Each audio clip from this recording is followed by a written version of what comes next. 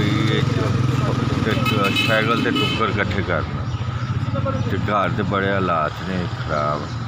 4 धियां ने साइकिल के उत्ते लोहा रत्ती कट्ठी कर जिदी है ना वो साइकिल वापस मंगदा पे। बड़े हालात खराब ने ते रोटी नहीं पूरी ठीक। 4 धियां ने जे साइकिल वापस दे दी मैं रोटी टुक्कर तो पाएगा बड़ा। मैनू एक साइकिल लै तो मेहरबानी करो तो मैं बच्चों की रोटी कमा।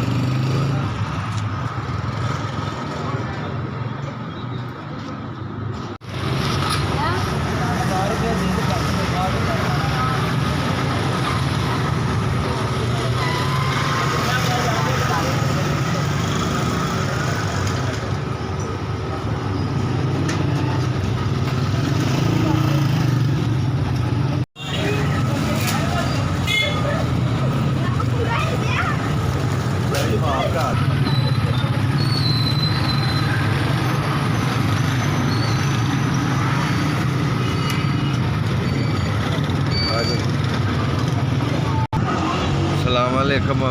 बड़ी सोहनी हो गई साइकिल। बच्चों की रोटी कमावांगा तुहानू दुआवां देवांगा। मैनू साइकिल तुसां 3500 रुपए की लैके दी। मेहरबानी तुहाडी। अल्लाह तंदरुस्ती तुहानू दे। अल्लाह सलामत लगे जिंदगी करे अल्लाह तुहाडी। मैं दुआवां देवांगा।